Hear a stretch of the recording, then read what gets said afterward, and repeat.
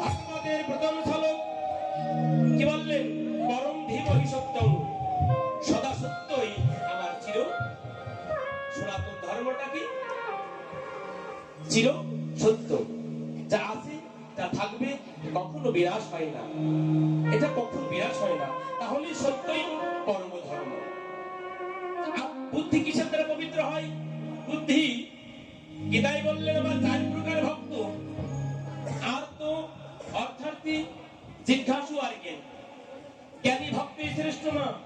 জ্ঞান না থাকলে আপনি এই গ্রামে আসতে পারতেন না, জ্ঞান না থাকলে কীর্তনকে বুঝতে পারতেন না। জ্ঞানের যখন পরিপূর্ণ হয়ে যাবে, রায় রামানন্দ মহাপ্রভু যখন কথোপকথন হচ্ছিলেন, যখন বললো মানে জ্ঞানী ভক্তই শ্রেষ্ঠ, কি বলেছিলেন?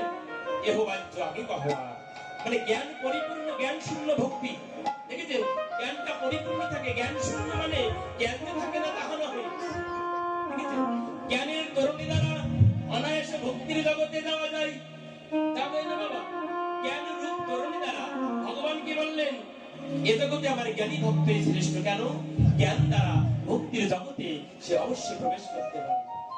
তাই বুদ্ধি পবিত্র হয়, আত্মা পবিত্র হয় বুদ্ধির দ্বারা, অর্থাৎ মন বুদ্ধি, বুদ্ধি পবিত্র হয় জ্ঞানের দ্বারা। আর আত্মা পবিত্র হয় কিসের দ্বারা?